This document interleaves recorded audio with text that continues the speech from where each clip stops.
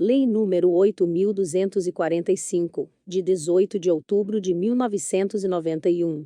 Dispõe sobre as locações dos imóveis urbanos, e os procedimentos a elas pertinentes. Parte 3, artigos 58 ao 70. Título 2. Dos procedimentos. Capítulo 1. Das disposições gerais. Artigo 58. Ressalvados os casos previstos no parágrafo único do artigo 1º, nas ações de despejo, consignação em pagamento de aluguel e acessório da locação, revisionais de aluguel e renovatórias de locação, observar-se-á o seguinte. Inciso 1. Os processos tramitam durante as férias forenses, e não se suspendem pela superveniência delas. Inciso 2. É competente para conhecer e julgar tais ações o fórum do lugar da situação do imóvel, salvo se outro houver sido eleito no contrato. Inciso 3. O valor da causa corresponderá a 12 meses de aluguel, ou, na hipótese do inciso 2 do artigo 47, a 3 salários vigentes por ocasião do ajuizamento. Inciso 4. Desde que autorizado no contrato, a citação, intimação ou notificação far-se-á mediante correspondência com aviso de recebimento, ou, tratando-se de pessoa jurídica ou firma individual, também mediante telex ou facsímile, ou ainda, sendo necessário, pelas demais formas previstas no Código de Processo Civil. Inciso 5. Os recursos interpostos contra sentenças terão efeito somente devolutivo. Capítulo 2. Das ações de despejo. Artigo 59. Com as modificações constantes deste capítulo, as ações de despejo terão o rito ordinário. Parágrafo 1º. Conceder-se a liminar para desocupação em 15 dias, independentemente da audiência da parte contrária, e desde que prestada, a caução no valor equivalente a 3 meses de aluguel, nas ações que tiverem por fundamento exclusivo.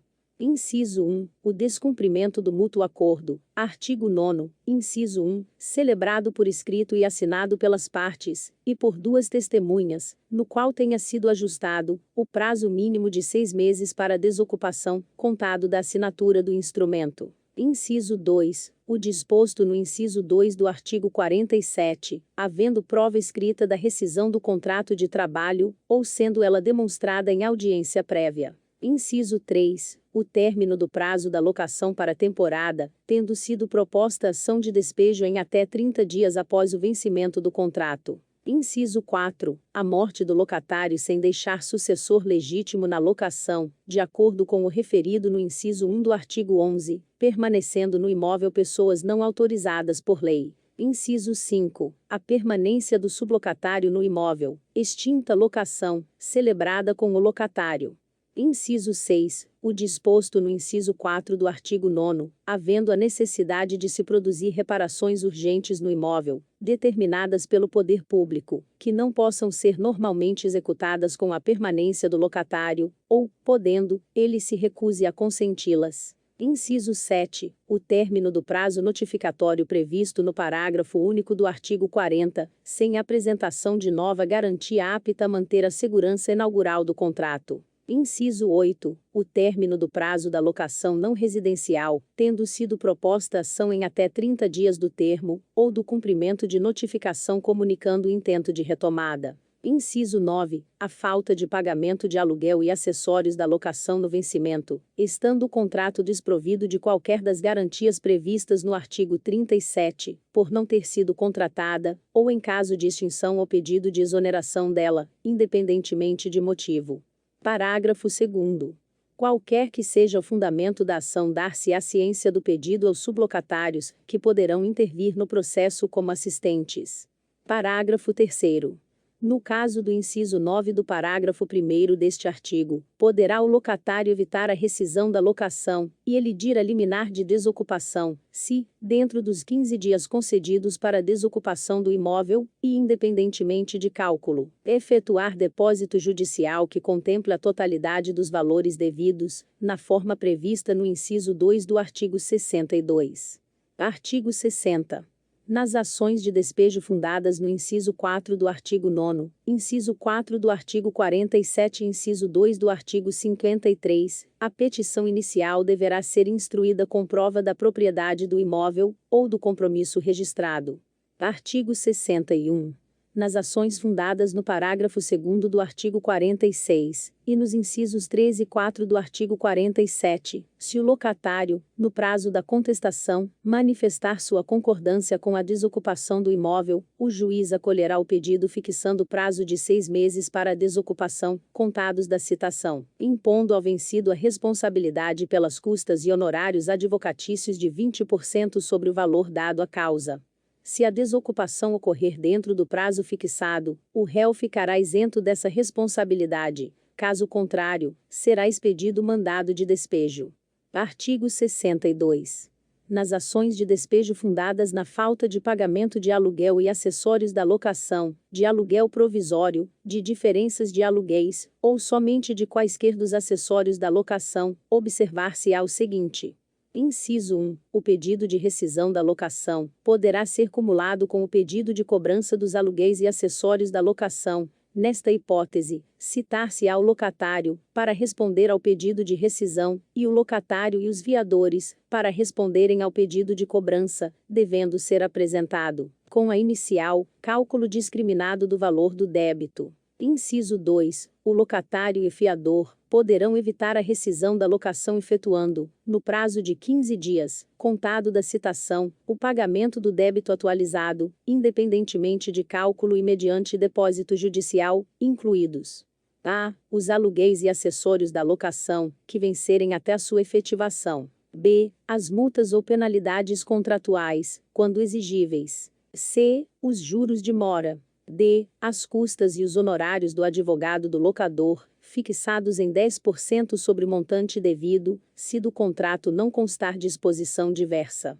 Inciso 3. Efetuada a purga da mora, se o locador alegar que a oferta não é integral, justificando a diferença, o locatário poderá complementar o depósito no prazo de 10 dias, contado da intimação, que poderá ser dirigida ao locatário, ou diretamente ao patrono deste, por carta ou publicação no órgão oficial, a requerimento do locador. Inciso 4. Não sendo integralmente complementado o depósito, o pedido de rescisão prosseguirá pela diferença, podendo o locador levantar a quantia depositada. Inciso 5. Os aluguéis que forem vencendo até a sentença, deverão ser depositados à disposição do juízo, nos respectivos vencimentos, podendo o locador levantá-los desde que incontroversos. Inciso 6. Havendo cumulação dos pedidos de rescisão da locação e cobrança dos aluguéis, a execução desta pode ter início antes da desocupação do imóvel, caso ambos tenham sido acolhidos.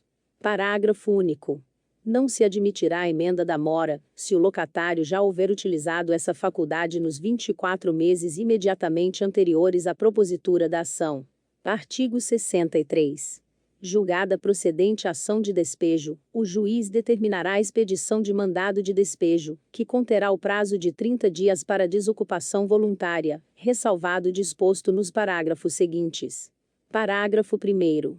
O prazo será de 15 dias, se a. Entre a citação e a sentença de primeira instância houverem decorrido mais de 4 meses, ou b. O despejo houver sido decretado com fundamento no artigo 9º, ou no parágrafo 2º do artigo 46.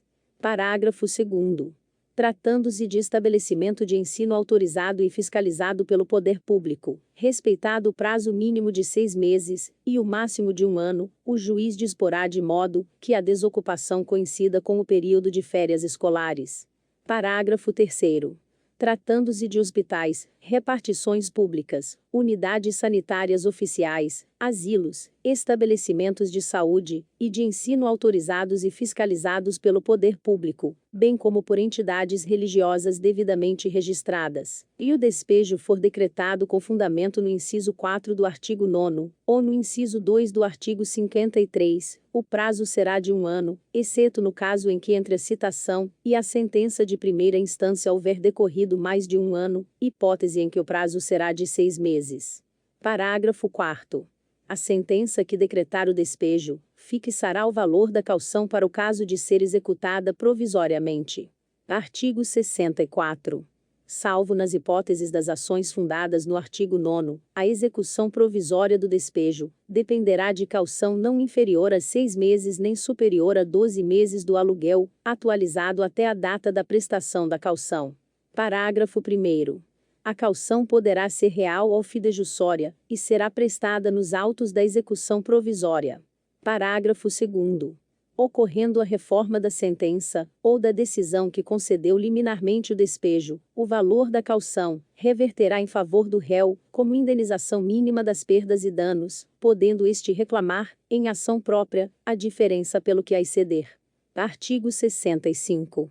Fim do prazo assinado para desocupação, contado da data da notificação, será efetuado o despejo, se necessário com emprego de força, inclusive arrombamento. Parágrafo 1º. Os móveis e utensílios serão entregues à guarda de depositário, se não os quiser retirar o despejado. Parágrafo 2º. O despejo não poderá ser executado até o 30º dia seguinte ao do falecimento do cônjuge, ascendente, descendente ou irmão de qualquer das pessoas que habitem o imóvel. Artigo 66. Quando o imóvel for abandonado após ajuizada a ação, o locador poderá emitir-se na posse do imóvel. Capítulo 3. Da ação de consignação de aluguel e acessórios da locação. Artigo 67. Na ação que objetivar o pagamento dos aluguéis e acessórios da locação mediante consignação, será observado o seguinte. Inciso 1. A petição inicial, além dos requisitos exigidos pelo artigo 282 do Código de Processo Civil, deverá especificar os aluguéis e acessórios da locação com indicação dos respectivos valores. Inciso 2. Determinada a citação do réu, o autor será intimado a, no prazo de 24 horas, efetuar o depósito judicial da importância indicada na petição inicial, sob pena de ser extinto o processo. Inciso 3. O pedido envolverá a quitação das obrigações, que vencerem durante a tramitação do feito, e até ser prolatada, a sentença de primeira instância, devendo o autor promover os depósitos nos respectivos vencimentos. Inciso 4. Não sendo oferecida contestação, ou se o locador receber os valores depositados, o juiz acolherá o pedido, declarando quitadas as obrigações, condenando o réu ao pagamento das custas e honorários de 20% do valor dos depósitos. Inciso 5. A contestação do locador, além da defesa de direito que possa caber, ficará distrita, quanto à matéria de fato, a. Não ter havido recusa ou mora em receber a quantia devida. B. Ter sido justa recusa. C. Não ter sido efetuado o depósito no prazo, ou no lugar do pagamento. D. Não ter sido depósito integral. Inciso 6. Além de contestar, o réu poderá, em reconvenção, pedir o despejo, e a cobrança dos valores objeto da consignatória, ou da diferença do depósito inicial, na hipótese de ter sido alegado não ser o mesmo integral. Inciso 7. O autor poderá complementar o depósito inicial, no prazo de 5 dias contados da ciência do oferecimento da resposta, com acréscimo de 10% sobre o valor da diferença. Se tal ocorrer, o juiz declarará quitadas as obrigações, elidindo a rescisão da locação, mas imporá ao autor reconvindo a responsabilidade pelas custas e honorários advocatícios de 20% sobre o valor dos depósitos. Inciso 8. Havendo, na reconvenção, cumulação dos pedidos de rescisão da locação e cobrança dos valores objeto da consignatória, a execução desta somente poderá ter início após obtida a desocupação do imóvel, caso ambos tenham sido acolhidos. Parágrafo único. O réu poderá levantar a qualquer momento as importâncias depositadas sobre as quais não penda controvérsia. Capítulo 4. Da ação revisional de aluguel. Artigo 68. Na ação revisional de aluguel, que terá o rito sumário, observar-se-á o seguinte. Inciso 1. Além dos requisitos exigidos pelos artigos 276 e 282 do Código de Processo Civil, a petição inicial deverá indicar o valor do aluguel cuja fixação é pretendida. Inciso 2. Ao designar a audiência de conciliação, o juiz, se houver pedido, e com base nos elementos fornecidos tanto pelo locador como pelo locatário, ou nos que indicar, fixará aluguel provisório, que será devido desde a citação, nos seguintes moldes. A. Em ação proposta pelo locador, o aluguel provisório não poderá ser excedente 80% do pedido. B. Em ação proposta pelo locatário, o aluguel provisório não poderá ser inferior a 80% do aluguel vigente. Inciso 3. sem prejuízo da contestação, e até a audiência, o réu poderá pedir, seja revisto o aluguel provisório, fornecendo os elementos para tanto. Inciso 4. Na audiência de conciliação, apresentada a contestação, que deverá conter contraproposta se houver discordância quanto ao valor pretendido, o juiz tentará a conciliação e, não sendo esta possível, determinará a realização de perícia, se necessária, designando, desde logo, audiência de instrução e julgamento. Inciso 5. O pedido de revisão previsto no inciso 3 deste artigo interrompe o prazo para interposição de recurso contra a decisão que fixar o aluguel provisório. Parágrafo 1º. Não caberá ação revisional na pendência de prazo para desocupação do imóvel, artigos 46, parágrafo 2º e 57, ou quando tenha sido este estipulado amigável, ou judicialmente. Parágrafo 2º. No curso da ação de revisão, o aluguel provisório será reajustado na periodicidade pactuada ou na fixada em lei. Artigo 69. O aluguel fixado na sentença retroage à citação e as diferenças devidas durante a ação de revisão, descontados os alugueres provisórios satisfeitos, serão pagas corrigidas, exigíveis a partir do trânsito em julgado da decisão que fixar o novo aluguel. Parágrafo 1º. Se pedido pelo locador ou sublocador, a sentença poderá estabelecer periodicidade de reajustamento do aluguel diversa daquela prevista no contrato revisando, bem como adotar outro indexador para reajustamento do aluguel. Parágrafo 2º. A execução das diferenças será feita nos autos da ação de revisão. Artigo 70. Na ação de revisão do aluguel, o juiz poderá homologar acordo de desocupação, que será executado mediante expedição de mandado de despejo.